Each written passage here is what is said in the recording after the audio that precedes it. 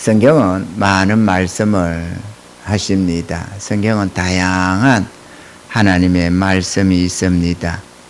구원에 이르르는 그 생명의 말씀도 있고, 믿음에 관한 말씀도 있고, 성화를 이루는 말씀도 있고, 또 이런저런 복을 받는 비결들도 있습니다. 성경에는 시작에 천지 만물의 시작도 있고 끝도 있습니다. 오늘 우리는 이 끝날의 징조에 대해서 우리가 한번 생각해 보고자 합니다. 오랜만에 말세의 징조에 관한 말씀을 들게 되었습니다. 성경은 천국 가는 길도 있습니다. 멸망하는 길도 분명히 나타나고 있습니다. 로드맵이라고 길이 있습니다. 그 길에 가는 길목마다 이정표를 세워놨습니다. 그냥 우리가 아무렇게나 알아서 가라는 게 아니고 그 갈림길마다 이정표가 다 세워놨습니다. 주 하나님께서. 할렐루야. 그걸 보고 내가 지금 멸망으로 가고 있는지 천국으로 가고 있는지 보라는 거죠. 내가 잘못된 길, 하나님 앞에서 잘못된 죄된 삶을 살고 있는지, 어려운 삶을 살고 있는지 길목마다 그렇게 이정표를 세워놓고 표목을 세워놓고 그걸 통해서 우리가 알 수 있도록 해놨습니다. 그게 어디에 있느냐? 성경에 다 기록이 되어져 있는 거죠. 그래서 우리가 성경을 부지런히 봐야 합니다. 성경을 계속 보다 보면 태초에 천지 만물을 창조하시고 아담을 지으신, 그리고 아담이 죄에 빠져서 시작된 이 모든 삶에 있어서 아담으로 말미암는 그때의 그 믿음, 그 역사로부터 시작해서 오늘에 이르기까지의 모든 그 믿음의 선진들이 살아왔던 길이 보여집니다. 그리고 멸망해간 수많은 영혼들의 그 길도 보여집니다. 성경에는 반듯하게 그 길이 있습니다. 아멘이죠. 그리고 우리가 각자가 어떻게 살아가야 할 것도 성경은 분명하게 말씀을 하고 있습니다. 그냥 믿습니다로만이 아니라 분명하게 드러나는 그 길이 있다 이거죠. 그래서 우리가 성경을 봐야 합니다. 누구 말 듣고 이 사람은 이렇게 말하고 저 사람은 저렇게 말하는 수많은 이런저런 목회자들이 있잖아요. 목사들이 다 한결같나요? 대한예수교 장로교 목사면은 한결같이 말을 합니까? 감리교 목사면 한결같이 합니까?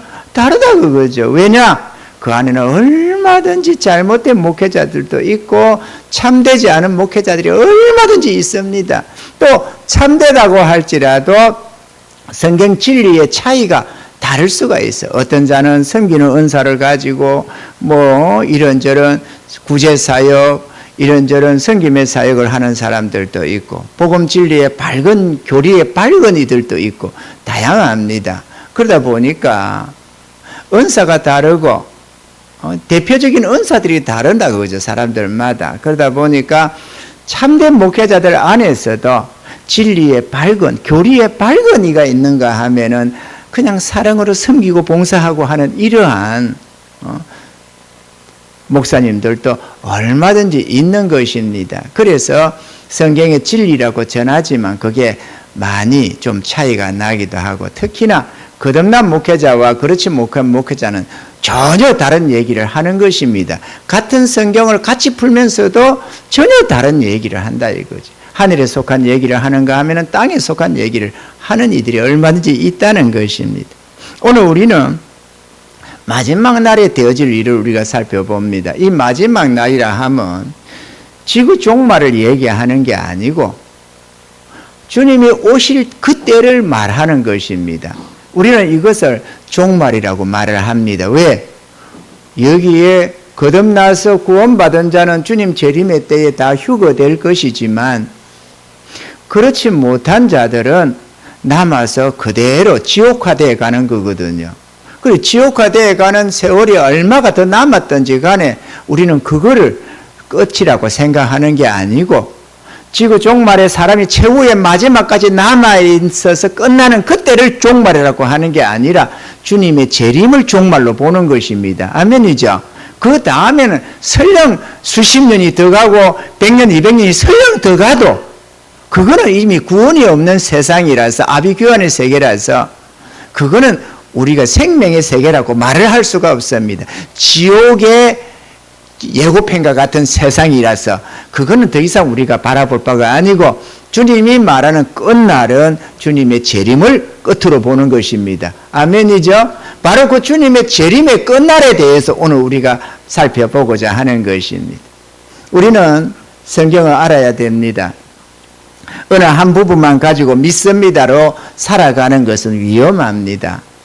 성경 진리의 생명에 관한 말씀이고 우리에게 삶의 풍부와 평안과 행복에 관한 말씀들이기 때문에 우리는 성경을 부지런히 봐야 하고 이해해야만 합니다. 아멘이죠?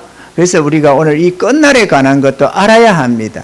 아이고 내 죽으면 그만이지 그러면서 나만 구원받으면 되지 그러지만은 그게 그렇지가 않습니다. 끝날에 관한 것도 분명히 알고 그리고 믿음으로 한 걸음 한 걸음 살아가는 것이 중요합니다. 그저 소경처럼 더듬어 가면서 대충 가다 보면 어디가 있겠지 하고 더듬어 가는 길이 아니라 내가 분명히 보면서 하나님의 이정표를 통해서 끝날이 어디쯤인지 어떻게 끝이 나는지를 대략적으로 파악해 가면서 가는 것하고 무조건 그냥 끄덕끄덕 가다가 그냥 그 어느 날에 끝날에 턱 이르러서 헉 하는 사람하고는 전혀 다르지 않겠습니까? 아멘이죠? 그래서 오늘 이 부분에 대해서 우리가 한번 시간이 그렇지는 않지만 긴 내용이지만 왜냐하면 앞에는 서두 부분이고 끝날에 징조가 있다. 무슨 징조가 있사오리까 이렇게 그 때가 되면은 무슨 징조가 있을 거라고 해서 그래서 우리가 이 서두 부분을 한번 읽었습니다. 어떤 사람이 성전을 가리켜서 주님 보세요. 이 얼마나 아름다운 성전입니까? 이러면서 자랑을 했더랬습니다. 그랬더니만 주님께서 날이 이르면 너희 보는 이것들이 돌 위에 돌 하나도 남지 않고 다 무너진다고 했습니다. 그랬더니만 저희가 물어가로되 선생님이요 그러면 어느 때에 이런 일이 있겠사오며 이런 일이 이루려 할 때 무슨 징조가 있사오리까? 성전이 무너지는 것하고 왜 세상 끝날과 얘기를 했을까? 주님의 나라도 끝날이 그때가 되면 끝이 나니까 여기에 견주어서 말씀을 하는 것입니다. 아멘이죠? 세상에 있는 주의 나라도 그날이 되면 끝난다. 그것을 성전의 허물어짐과 비유해서 이렇게 말씀을 하고 있는 것입니다. 무슨 징조가 있나이까? 우리 앞서서 먼저 이렇게 물어봤습니다. 우리도 여기에 편성해서 끝날의 징조들을 한번 살펴보면서 오늘 성경에 말씀하신 보여주신 이런 징조들을 저와 여러분들이 한번 대략적으로 살펴보면서 여러분들은 어떻게 생각이 되는지를 한번 잘 살펴볼 수 있기를 바랍니다. 목사님이 담임 목사가 이것이 끝날의 징조니까 어떻다라고 한다고 해서 무조건 그렇구나 이럴 수는 없잖아요. 여러분들이 한번 생각해 보면서 동의할 건 동의될 것이고 동의 안 되는 것들은 또 여러분은 어떻게 생각하는지 각자의 믿음 안에서 살펴볼 수 있기를 바랍니다.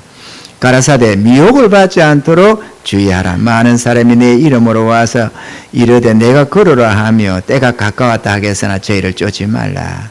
사실 많은 이들이 오늘까지 기독교 회사, 세계 기독교 교회사 안에 수많은 이단들이 일어나서 끝날이 됐다고 난리를 쳤습니다. 우리가 잘 아는 것처럼 다미 선교회도 그랬잖아요. 수십 년 전에 다미 선교회도 일어나가지고 한 30년 됐나요? 다미 선교회 종말이라고 얼마나 떠들었는지 모릅니다. 휴거된다고 맨날 며칠 내에 휴거된다고 그 난리를 지었더래요. 그 우리 신학생 하나도 그 다미 선교회 그 종말이라는 그날에 그 밤에 그거 갔더래요. 그 앞에 얼쩡거렸대요. 자기도 진짜 휴가 되나 안 되나 해서 아이고 저 반피 같으니라고 내 이리 생각했지.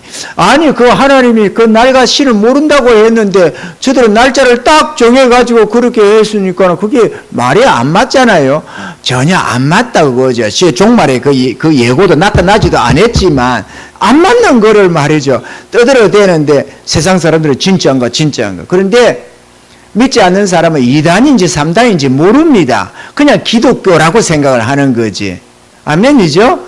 기독교회는 2단이라고 정죄하고 2단이라고 정해놓고 그걸 기독교회라고 생각을 안 하는데 세상 사람은 기독교라고 예수 찾고 하나님 찾으면 기독교라고 생각하는 거다 그거죠. 그래서 비방을 많이 합니다만은 그게 그렇지가 않다는 것을 우리가 알아야 합니다. 아멘이죠.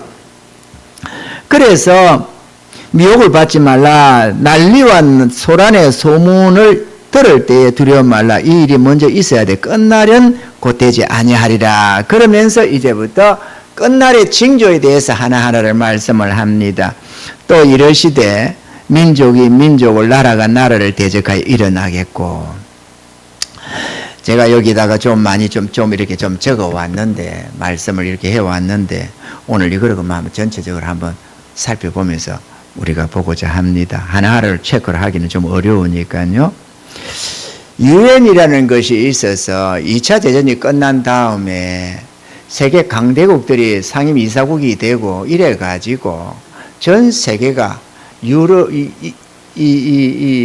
유엔에 가입이 되어서 통일을 지우고 있었습니다. 그래서 이제는 이념 전쟁도 없고 뭐 공산주의, 사회주의, 뭐 민주주의 싸움도 없는 시대다. 그렇게 해서 다시는 전쟁이 없을 줄 알았습니다. 그래서 미국도 뭐 또 세계 여러 나라들이 뭐 핵무기도 폐기시키고 무기도 줄이고 막 모든 것이 그리고 경제적으로 통일을 이루었습니다. 전 세계가 아군 적군 없이 그냥 모두가 단합돼서 그냥 국가의 이 이익을 위하고 경제의 발전을 위해서 전 세계가 하나 되어서 그렇게 움직여 갔더랬습니다. 그러다 보니까 그 강대국이던 미국의 군수산업, 영국이나 독일의 군수산업 다 망했잖아요. 다 없어졌습니다. 군수산업은 우리나라만 발전되어 있어요. 왜냐? 유일하게 분단 국가가 우리나라거든. 그래서 전쟁이 끝난 게 아닌 그냥 종전이 아닌 휴전 상태가 우리나라니까 전 세계 안에 우리나라밖에 없어. 그러다 보니까 저 북한이 자꾸 침략을 꿈꾸니까 말이죠. 우리나라는 군수사업을 발전을 시켰던 거죠. 그랬는데 전쟁이 없을 거라 했는데 주님은 전쟁이 있을 거라는 거죠. 종말이 되면은 말이죠. 그럼 지금 어떻습니까? 전 세계가 무기 사들인다고 난리가 났잖아요. 어느 한 나라가 아니고 전 세계가 지금 난리가 났습니다. 왜? 전쟁이 일어나게 생겼으니까. 그래가지고 EU도 지금 전쟁 난다고 물자 사들인다고 얼마나 난립니까? 폴란드도 얼마나 사가서 우리나라에 지금 계속해서 무기가 막 그냥 동이 나고 있다. 동이 나고. 왜 그러느냐? 전쟁이 없는데 저도 갑자기 미쳐서 전 세계가 그러느냐? 아니에요. 그렇지가 않아요. 지금 전쟁이 여기저기 터지고 있는 겁니다. 우리가 잘 아는 건 대표적인 것은 러시아와 우크라이나 전쟁이죠. 그런데 뭐 그것만 있습니까? 여러 나라들의 국지전이 일어나는 겁니다. 태국과 뭐 캄보디아 뭐 이렇게 일어난다든지 이렇게 막 전쟁이 일어나는 겁니다. 여기저기서 뭐 구체적으로 전반적인 전쟁은 안 터질지는 몰라도 국지전은 계속 일어나는 거죠. 인도와 중국 뭐 싸우고 죽고 난리가 나고 군인들이 그러잖아요. 지금 그 여러 나라들이 전쟁 속에 지금 몰려 들어가고 있는 것입니다. 이렇게 민족이 민족을 나라가 나라를 대적 일어나겠고 뭐 수년 전만 해도 전쟁이라는 건 생각 안 했습니다. 그냥 나라 안에서 내전이 일어나는 나라는 들어 있었지만 이 나라가 저 나라를 치는 법이 없었어요. 왜? 유엔 속에 있어가지고 제재를 받기 때문에 할 수가 없었습니다. 그런데 지금은 그렇지 않다. 하나님께서 이정표를 두기를 내가 올 때, 내가 오기 직전에 끝날에 이런 징조가 있을 거다. 그런데 나라가 민족이 민족을, 나라가 나라를 대적하여 일어난다라고 했다 이거죠. 지금 일어나고 있죠. 이게 이정표다 그거. 주님이 오실 때 나타나는 이정표. 그러니까 우리가 어떤 길을 가는데 표지판에 여기 이정표에 지금 여기부터 몇 킬로 더 가면 뭐가 있고 어디로 가면 길이 끝나고 이런 게 있으면 그걸 보면서 아 지금 내가 어디쯤 왔고 어디쯤 가면 어떻게 되겠구나 예상할 수 있는 게 이정표 아니겠어요? 그 주님께서 내가 올 때 세상 종말의 때에 이런 일이 이럴 것이다 라고 했는데 민족이 민족을 나라가 나라를 대적할 것이다. 아멘이죠? 그럼 전쟁이 일어나겠어요? 안 나겠어요? 당연히 일어나게 됩니다. 수많은 나라들이 다시 전쟁이 나서 뭐 3차 전쟁이니 어쩌니 뭐 세계 전쟁이 일어나니 어쩌니 터질 것입니다.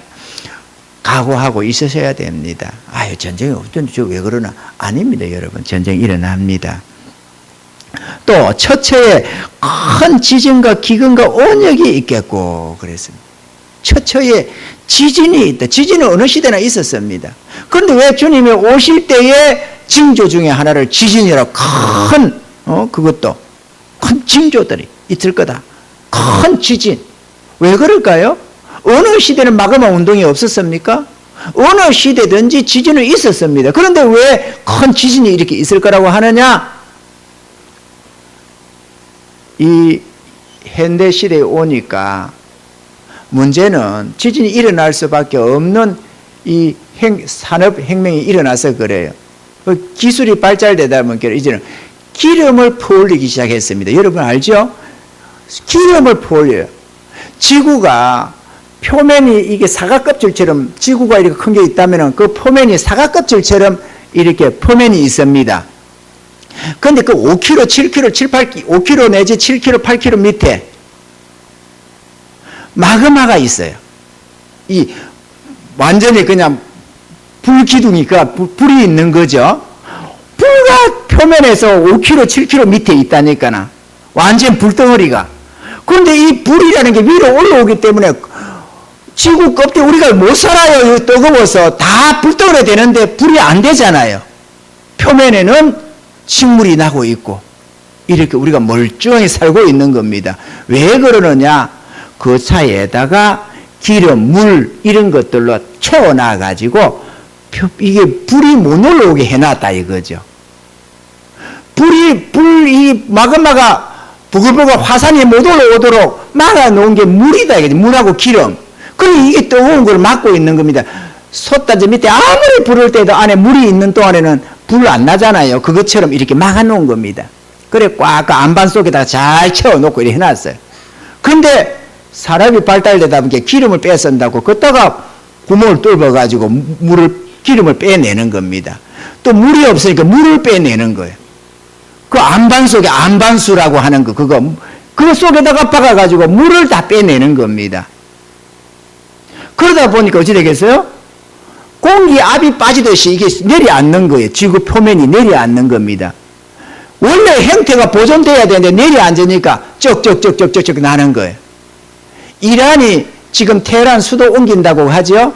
물이 없어가지고. 왜냐? 안반수를 다 빼먹어가지고 그냥 없어. 그래가지고 한 해에 30cm씩 내려앉는다잖아요. 전체가.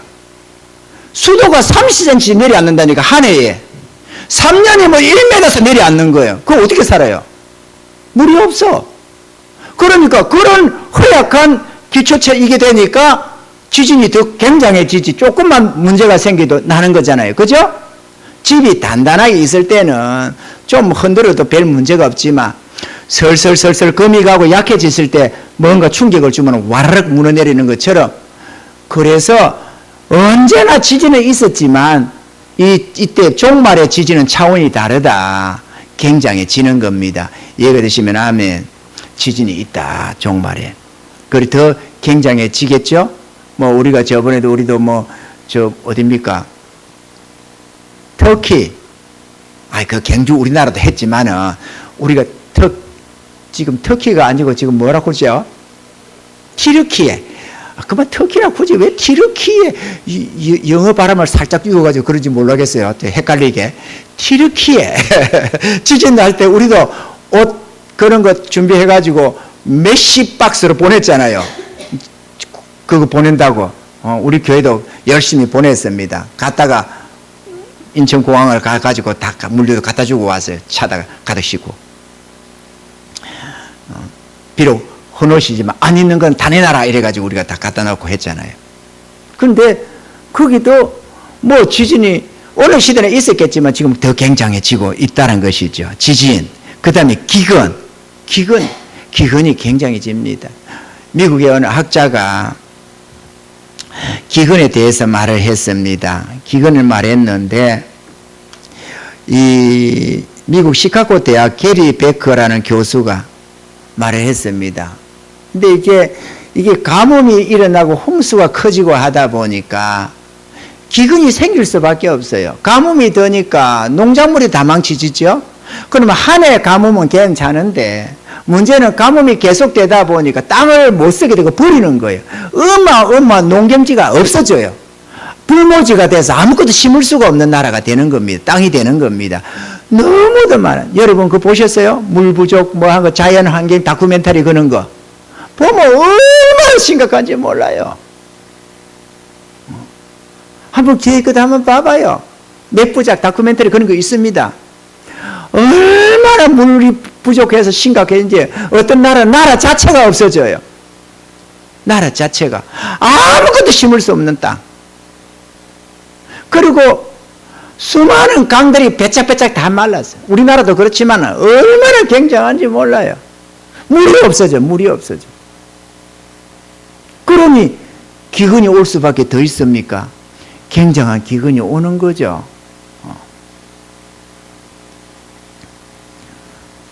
그래서 엘유는이 리나눈이 해가면서 도대체가 하나님이 지어놓은 창조 질서가 뒤바뀌어지면서 막 그냥 기상이변이 일어나는 겁니다. 그래서 어떤 나라는 비가 와야 되는데 안 오는 거야. 그냥 막 5년, 7년이 가도 안 와. 비가 안 오니까 그 땅을 어떻게 살아요? 다 떠나는 겁니다. 또 어떤 나라는 3년치가 며칠 만에 왔대. 3년치에 해당되는 물이 며칠 만에 왔대. 그러니 뭐 어떻게 살아요, 그거. 다 박살나는 거지. 지금 그래요. 더위가 없는 나라에 40몇 도씩 더위가 올라가가지고 더워서 죽어나가는 데가 허다한 거죠. 그런데 에어컨이 없어. 더위가 없는 나라이기 때문에. 에어컨이 없는데 더위가 와서 40몇 도가 되면 어떻게 살아요? 다 죽지. 막 여기저기 난리가 나는 겁니다. 또 어떤 나라를 추위가 없는 나라에 우박이 쏟아지고 눈이 오고 난리가 나서 또 얼어 죽는 사태가 얼마나 추위가 없으니까 온돌 이 개념이 없잖아요. 난방 개념이 없는 나라에 눈이 오고 기아 영하로 막 쏟아져 내려오니 사람이 어떻게 살아요? 죽어나가지. 기상이변이 나는 것. 폭우가 쏟아지는데 수십 년 만에 수백 년 만에 기록적인 게라고 계속해서 기록이 갱신되는 겁니다. 제가 4년 전에 이 설교를 한 적이 있습니다. 그랬는데 그때에 전쟁에 대해서도 지금은 전쟁이 없지만 곧 전쟁이 올 거다 그랬습니다. 근데 전쟁이 이 4년 사이에 그냥 전혀 다른 세상이 되어버린 겁니다. 그죠? 그 사이에 러시아와 우크라이나 전쟁이 터지면서 전 세계가 지금 발칵 뒤집어진 거 아니에요. 4년 전에는 곧 전쟁이 터질 거다 내가 그랬거든요. 지금은 전쟁이 없지만 곧 일어날 거다 두고 봐라. 내가 그랬다니까. 내가 이렇게 했거든요. 전쟁은 좀 잠잠해진 것 같으나 나라가 생사의 기로에 서면 양육 강식이 일어날 것이다. 그렇게 내가 말해서 전쟁이 일어난다라고 했습니다. 근데 지금 뭐 전쟁이 뭐 과시화되어 가지고 지금은 보고 있잖아요, 다들. 그리고 오며 우리가 코로나19로 이 세계가 이럴 줄 누가 알았어요? 이렇게 과학이 발달되고 의술이 발달되고 근데 뭐 속수무책인 거 봤잖아요? 그게 끝이 아니다 이거죠. 더 큰 것들이 온다 이거죠 이제는. 왜냐? 올 수밖에 없어요. 환경이 파괴돼 가지고 공기도 오염됐지, 땅도 오염됐지, 물도 오염됐지, 바다도 오염됐지. 그런데 그 속에서 나는 걸 먹고 사는 우리가 어떻게 문제가 안 생기겠어요? 더 크고 굉장한 것들이 일어날 수밖에 없습니다. 그리고 인위적으로라도 인간들이 계약하고 제약에 빠져가지고 이상한 형체의 이런저런 바이러스를 만들어낸다는 겁니다. 자연적으로 만들어지면 그나마도 좀 낫겠는데 인간이 만드는 거예요. 코로나19도 그렇게 만들어졌다고 말을 하잖아요. 중국이 만들었다잖아요. 미국이 그걸 감안하고 있었고. 그러다 보니까 무서운 일과 하늘로서 큰 징조들이 있으리라. 이 모든 일 일전에 내 이름을 인하여 너희에게 손을 대어 핍박하며 해당과 옥에 넘겨주겠며 임금들과 관장들 앞에 끌려가려니와 이 일이 도리어 너희에게 증거가 되리라. 이렇게 말씀을 하셨습니다. 그러면서 20절에 보면은 너희가 예루살렘의 군대들에게 에워싸이는 것을 보거든 그 멸망이 가까운 줄 알라. 예루살렘이 언제 에워싸였느냐? 예수님이 이 말씀을 하시고 30몇 년이 지나가니까 예루살렘이 에워싸였습니다. 로마에 의해서. 그래서 로마 황제의 아들 티토스라는 장군이 이끌고 온 로마 군대에 의해서 예루살렘이 포위를 당했고, 그래서 그때에 멸망을 잡혔는데 이 성전이 무너지게 되었는데요. AD 70년에 정복이 당했습니다. 그때 24절에 이렇게 기록합니다. 저희가 칼날에 죽임을 당하며, 그렇게 되어 있습니다. 칼날에 얼마나 죽었느냐? 그때 당시 110만 명이 죽었다고 합니다. 모든 이방에 사로잡혀 가겠고, 얼마가 사로잡혀 갔다고 하느냐? 9만 7천여 명이 사로잡혀 갔다고 합니다. 예루살렘은 이방인의 때가 차기까지 이방인에게 밟히리라. 왜 이방인의 때가 차기 이방인에 밟히느냐? 그들이 예수님을 팔 때 이 피값을 너희가 져라. 본디오 빌라도가 그러니까 우리와 우리 자손에게 돌리라 이렇게 했거든요. 그래서 하나님이 거기에 대한 징벌로 이스라엘이 이 포로를 다 죽게 되고 나라 없는 세상이 다 왔던 겁니다. 이방의 포로 죽거나 쫓겨가거나 해가지고 온 세계에 흩어졌는데, 언제까지 이방의 포로되어 살아간다고 하느냐? 이방이 짓밟힌다고 하느냐? 주님 오실 때가 되면은 회복이 된다는 거예요. 이방인의 때가 차기까지만 그런다는 거예요. 그런데 언제 이방인의 때가 찬지 우리는 잘 모르지만, 그때로부터 전 세계를 향해서 복음이 전거되던 그 복음에 의해서 온 세상에 복음이 전거돼 이방인 때가 찼는데, 수많은 이방인들이 구원함을 얻었는데 언제 회복이 됐느냐? 주께서 말씀하시기를 29절에 이에 비유로 이르시되 무화과 나무와 모든 나무를 보라. 싹이 나면 너희가 보고 여름이 가까운 줄을 자연히 아느니, 이와 같이 너희가 이런 일이 나는 것을 보거든 하나님의 나라에 가까운 줄을 알라. 그렇게 말씀했는데, 무화과 나무는 이스라엘을 지칭하는 비유이고 모든 나무는 세계 각국을 지칭하는 말입니다. 근데 그게 싹이 나면이라고 말했습니다. 해방이 될 것을 말을 하는 것이고 독립할 것을 말을 하는 것인데, 왜냐? 이스라엘이 이방의 때가 차기까지 밟히는데 때가 차면 해방이 될 것이다. 해방을 맞이하면 이 세대가 지나기 전에 인자가 오리라. 그렇게 했는 거죠. 그러면은 이스라엘이 언제 해방을 했느냐? 1945년에 해방을 했습니다. 우리가 1945년이니 48년? 45년, 이스라엘은 48년, 맞아. 이스라엘은 1948년에 해방을 했습니다. 그 1945년, 46년, 37년, 48년, 요 때에 무화과 나무와 모든 나무들이 싹이 났다는 거죠. 그러고 나면은, 그 싹이 났다는 것은 뭘 말해요? 이방의 때가 찼다. 그러니까, 구원받을 자들이 대부분 다 구원받았다는 걸 말을 하는 겁니다. 그리고 이 세대가 지나게 나면은, 지나기 전에 인자가 오리라 그랬습니다. 이 세대라고 했는데 성경에 나오는 세대가 있습니다.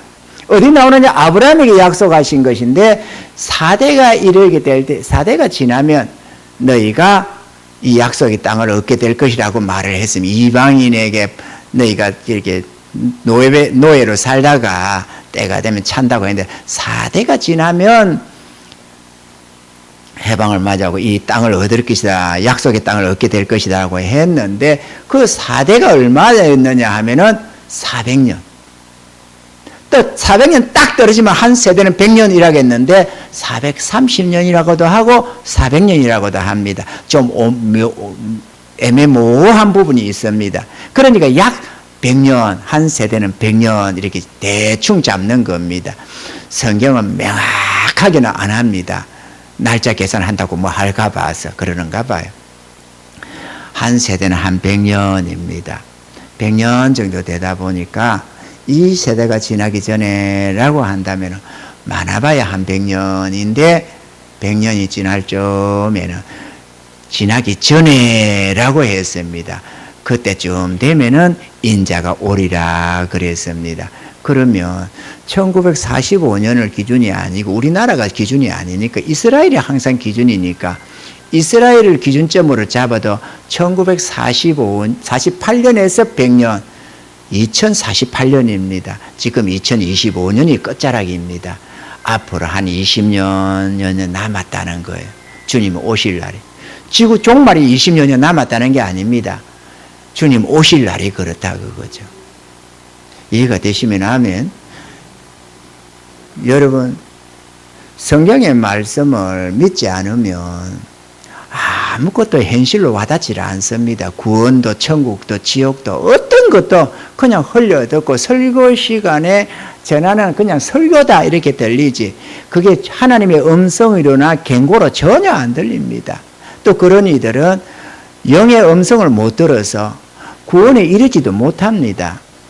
변화되지 않으면 말이죠. 깨달아져야 합니다. 저는 저 나름대로는 주님의 종말을 주님이 알려주신 것이 지금부터 33년 전입니다. 33, 4년 전에 알려주셨어요. 그래서 나는 우리 아들들이 태어날 때 얘들 늙어서 못 죽는다고 했습니다. 30수년 전에부터 그랬어요. 30수년 전부터 얘들은 절대로 늙어 못 죽는다. 잘하면 우리도 휴거 될 수 있다 라고 했으면 살아서 휴거 되는 거, 그죠? 휴거는 살아서 올라가는 거잖아요. 변화되어 올라가는 거잖아요. 부활은 죽은 자들이 새 생명을 이 변화를 입어서 올라가는, 부활체를 입어가는 거고, 휴거는 산 사람이 죽음을 맛보지 않고 올라가는 거거든요. 그거에 대해 성경은 얘기를 하는 겁니다. 죽지 않고도 휴거돼서 올라갈 것들을 얘기를 하는 거예요. 그래서 저도 우리도 잘하면은 휴거될 수 있다, 저는 그렇게 생각합니다. 30수년 전에도 그렇게 생각했고 지금은 더 말할 것도 없습니다. 저는 그렇게 믿습니다. 성경이 그걸 지시를 하고 있어서 그렇습니다. 여러분들은 여러분 나름대로 판단해야 되겠죠? 그렇지만 30수년 전에는 이런 현상들이 너무 작았습니다. 이런 이정표가 너무 작았어요. 그럼에도 볼 수 있었습니다. 30수년이 지나오는 지금에는 너무도 밝게 보입니다. 지구 종말이 눈앞에 와 있다는 것을 말이죠. 준비하시기 바랍니다. 깨어 있으시기 바랍니다. 끝나는 줄을 알 때 깨어 있지. 여러분, 병원에 갔더니 몸이 아파서 하다가 오래 했는데 견뎠는데 어느 시점에 가서 병원에 떡 가니까 암 말기라네. 그래서 이제는 얼마나 그러면 살 수 있습니까? 6개월 산다, 뭐 5개월 산다, 3개월 산다 이렇게 얘기를 하는 겁니다. 그러면 지혜로운 사람은 그 날을 기가 차지만 준비를 합니다. 죽음에 대비를 해서 재산 정리도 하고 또 이런저런 얽히고 설킨 인간관계도 풀 거는 풀고 용서를 구할 건 용서하고, 살 때는 막 악의 다툼을 했을지라도 어차피 죽는데 그러다 보니까 미안하다고 뭐 용서를 구할 자는 용서도 구하고 은혜 베풀 자에는 은혜도 베풀고 정리를 하는 거예요. 그게 기회죠. 그죠?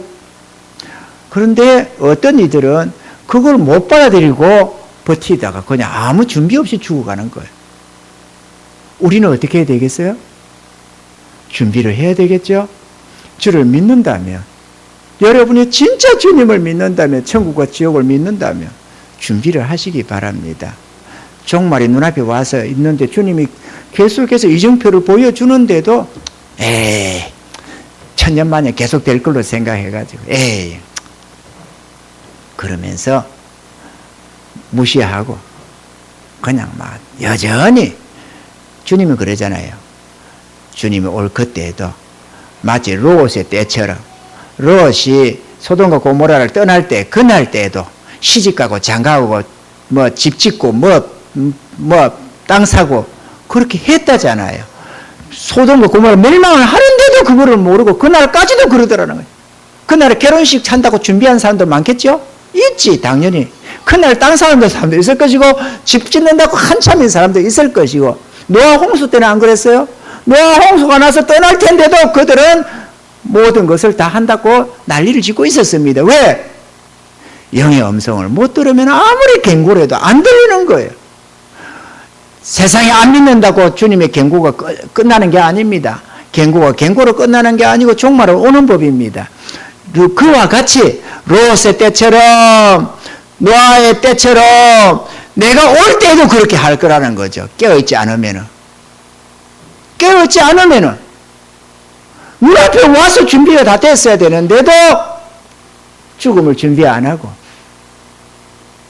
주님 종말을 준비 안 하고 그냥 그렇게 살고 있을 거라는 거죠. 그 속에는 구원받은 자들도 들어 있을 겁니다. 구원받은 자들도 못 깨달으면은 대비 안 하고는 있겠지. 그러나 다행스럽게도 길은 준비되어 있으면 천국은 갈 테니까 아쉽지만 마무리는 못 줘도 천국은 갈 테니까 준비하십시오, 여러분. 저는 100% 믿습니다. 그냥 그러리가 아니고 30수년 전에 우리 아이들 첫 아들 태어날 때 그랬다니까. 믿고 있었다니까. 저는 그걸 확신하고 있었다니까. 지금은 말할 것이 없으니 그 확신을 가지고 있으니 지금은 뭐 말할 것도 없습니다. 왜냐? 저는 하나님의 말씀을 믿습니다.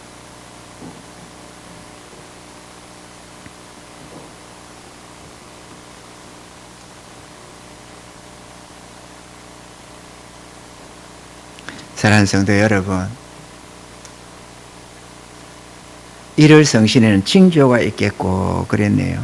25절에 땅에서는 민족들이 바다와 파도의 우는 소리를 인하여 혼란한 중에 공고하리라. 사람들이 세상에 임할 일을 생각하고 무서워함으로 기절하리니 이는 하늘의 권능들이 흔들리겠습니다. 하늘의 권능들. 하늘의 권능이 뭡니까? 하나님의 창조 질서가 흔들린다 그거죠. 기후가 변화가 나는데 저기 한 20년 전쯤에는 20년 30년 전에는 제가 이제는 지금은 기상이변 하는데 뒤는 이제는 일상화가 될 거다 두고 봐라 그랬는데 이제는 기상이변이라는 말을 쓰기가 무서울 정도로 이상한 현상이 일어나는 거죠. 그죠? 기상이변. 아니 이스라엘 땅에 그냥 길어지면 곤란하니까 놔놓고 어쨌거나 지금은 기상이변이라는 말하기가 어려울 정도로 이제는 그냥 일상화돼서 전 세계에 이상현상이 일어납니다. 그도 그럴 것이 문제가 심각해지는 우리가 고혈압이나 당뇨가 있으면 합병증으로 온갖 병이 일어나듯이 기상이 이상해지고 기후 조건이 모든 게 바뀌다 보니까 전혀 다른 현상이 생각도 못한 현상들이 막 쏟아지기 시작하는 겁니다.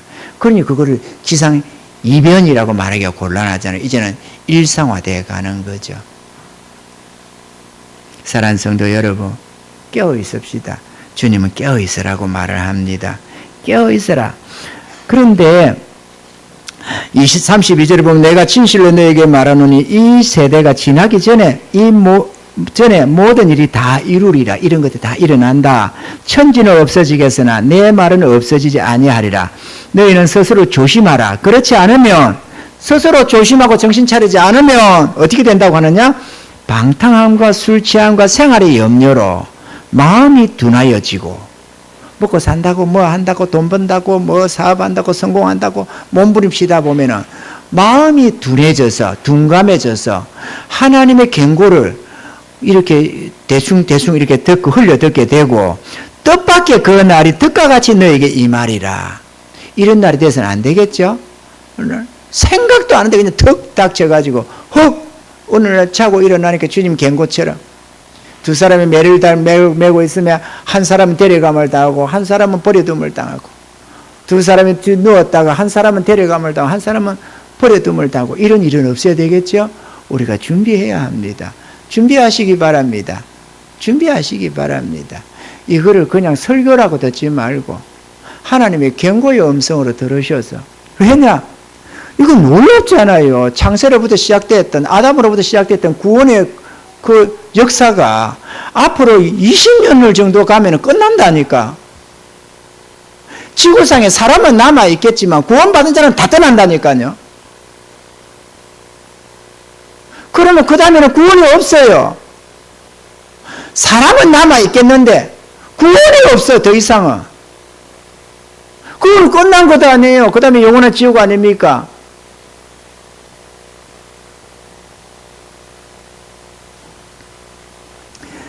미국의 누굽니까? 그 과학자, 천재과학 죽은 분, 그 휠체어 타고 있던 호킹 박사가 그랬습니다. 지구의 모든 과학이 더 발달될 테니까 모든 과학을 이용하면은 1000년은 버틸 수 있을 거라고 인간이 천년이 다 산다는 게 아닙니다. 다 죽어나가고 소수의 매치가 견디고 사람 피를 정화해서 마시고 다 이래 가면서 어떻게든 버티는 게 천년은 더 버틸 수 있을 거라고 했습니다. 저는 천년을 버틸지 100년을 버틸지 난 모르겠지만 구원이 없는 버팀은 아무 의미가 없습니다. 여러분 이해가 되십니까? 구원이 없는 버팀은 소용이 없어요.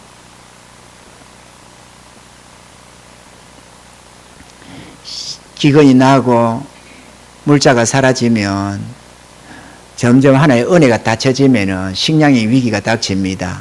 조용한 쓰나미라고 닥치는데 이 물가가 식량 값이 3분의 1이 상승하면 부국들에는 생활 수준이 3% 떨어진답니다.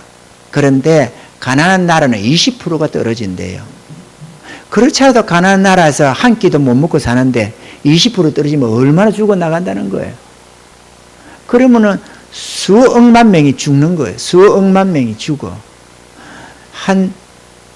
이 식량이 3분의 1만 값이 올라도 수억 명이 죽는다니까. 수억 명이 죽어요. 못 산다니까요. 굶어 죽어서.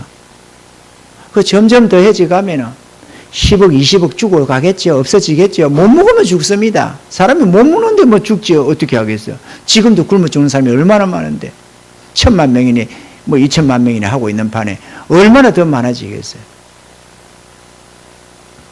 여러분 있을 때 우리가 잘 삽니다.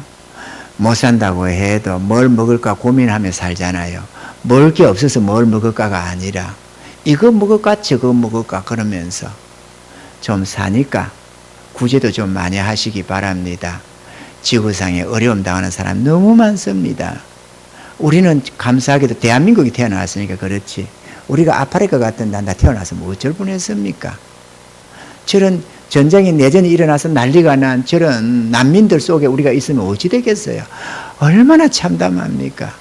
이 난민 속에 추운 겨울 속에 먹을 것도 없는 속에서 그 허덕이는 사람들 불쌍 안 합니까 여러분?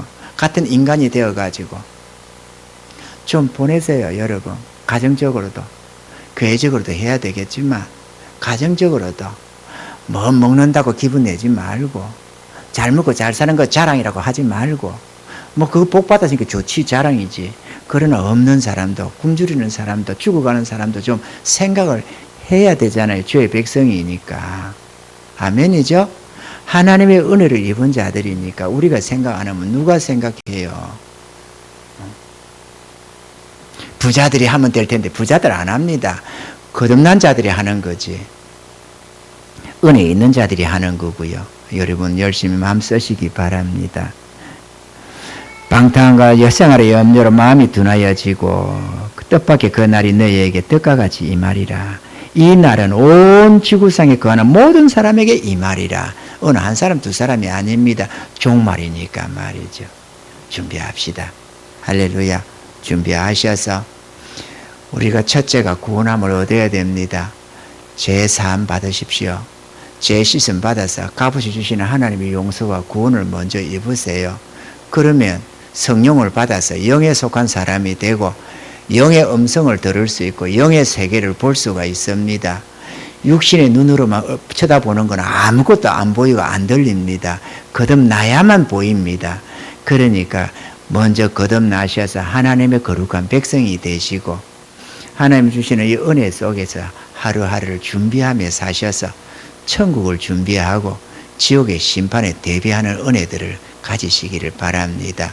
그리고 깨어서 주님 오시는 날을 준비해 가면서 어찌하든지 불쌍한 영혼들을 하나라도 더 구원할 수 있도록 힘쓰시고 함께 주의 나라를 세우는 데 동참하여서 영원한 지옥불에 멸망인 줄도 모르고 끌려가는 불쌍한 영혼들을 건지는 데 우리가 전심전력하는 은혜들이 있기를 바라고 세상이 빛되고 소금된 삶이 되기를 주님 축원합니다.